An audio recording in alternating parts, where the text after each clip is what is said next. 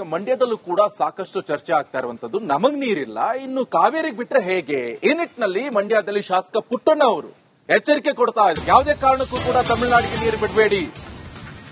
In case ಏನಾದ್ರೂ ನೀರು ಬಿಟ್ಟದ್ದೇ ಹೌದಾದ್ರೆ ಹೋರಾಟ ಮಾಡ್ತೀವಿ. ಮಂಡ್ಯದಲ್ಲಿ ಶಾಸಕ ದರ್ಶನ್ ಪುಟ್ಟಣ್ಣಯ್ಯ ಎಚ್ಚರಿಕೆಯನ್ನು ಕೊಟ್ಟಿದ್ದಾರೆ. ನಮ್ಗೆ ನೀರು ಇಲ್ದಿದ್ದಾಗ ಹೇಗ್ ಬಿಡಲು ಸಾಧ್ಯ? ಯಾವುದೇ ಕಾರಣಕ್ಕೂ ನೀರನ್ನ ಹರಿಸಲೇಬಾರದು. ಸರ್ಕಾರ ಕಾನೂನಾತ್ಮಕ ಹೋರಾಟವನ್ನು ಮಾಡಬೇಕು. ಸಿಡಬ್ಲ್ಯೂಆರ್ಸಿಗೆ ವಾಸ್ತವ ಸ್ಥಿತಿಯನ್ನು ನೀವು ಅರ್ಥ ಮಾಡಿಸಬೇಕು ಅಂತ ಹೇಳ್ತಾ ಇದ್ದಾರೆ.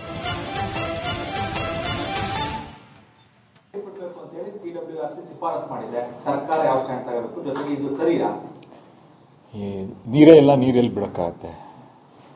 ಇದು ಅದು ಏನು ಪ್ರಾಧಿಕಾರ ನಿಜವಾಗ್ಲೂ ಗ್ರೌಂಡಲ್ಲಿ ಏನು ನಡೀತಾ ಇದೆ, ಏನಿದೆ, ಎಷ್ಟಿದೆ ನೀರು, ನಮ್ಗಳಿಗೆ ಎಷ್ಟು ಬೇಕು, ಅದನ್ನ ಅರ್ಥ ಮಾಡ್ಕೊಂಡು ಈ ತರ ಆದೇಶಗಳನ್ನು ಕೊಡ್ತಿದಾರೋ ಇಲ್ವೋ ಅನ್ನೋದು ನನಗೆ ಡೌಟ್ ಆಗಿದೆ.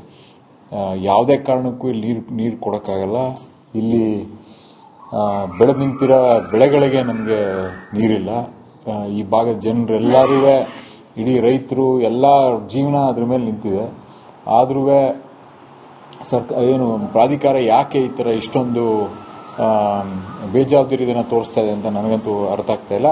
ಸರ್ಕಾರದವರು ಇದಕ್ಕೆ ಎಲ್ಲಾ ರೀತಿಯ ಕಾನೂನಾತ್ಮಕ ಹೋರಾಟ ಏನಿದೆ ಅದನ್ನ ಕೈಗೆತ್ತಿಕೋಬೇಕಾಗ್ತದೆ. ಯಾವುದೇ ರೀತಿ ನೀರನ್ನ ಬಿಡುಗಡೆ ಮಾಡಬಾರದು. ಈಗ 15 ದಿನಗಳ ಕಾಲ 4 TMC ನೀರೇನು ಬಿಡಬೇಕು ಅಂತ ಆದೇಶ ಮಾಡಿದೆ. ನೀರೇ ಇಲ್ಲ ಇಲ್ಲಿ.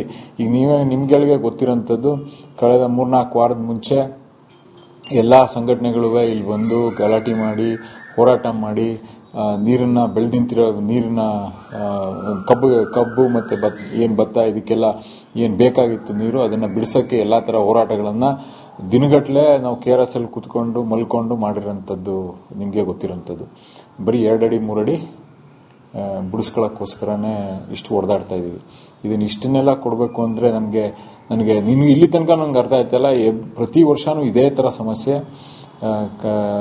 ಕಳೆದ 2015 ಇಸ್ವಿಯಿಂದ 17-18 ವರ್ಷ ನಮಗೆ ಬರ ಅಂತ ಡಿಕ್ಲೇರ್ ಮಾಡಿದ್ದಾರೆ. ಅವಾಗ ಯಾವಾಗಲೂ ಇದೇ ತರ ಸಮಸ್ಯೆ. ಪ್ರತಿ ಸತಿ ಇವ್ರಿಗೂ ನನಗೆ ಅರ್ಥನೇ ಆಯ್ತಾ ಇಲ್ಲ. ಗ್ರೌಂಡ್ ರಿಯಾಲಿಟಿ ಅರ್ಥ ಮಾಡ್ಕೊಂಡು ಯಾಕೆ ಅವರು ಆದೇಶನ ಹೊರಡಿಸ್ತಾರೆ?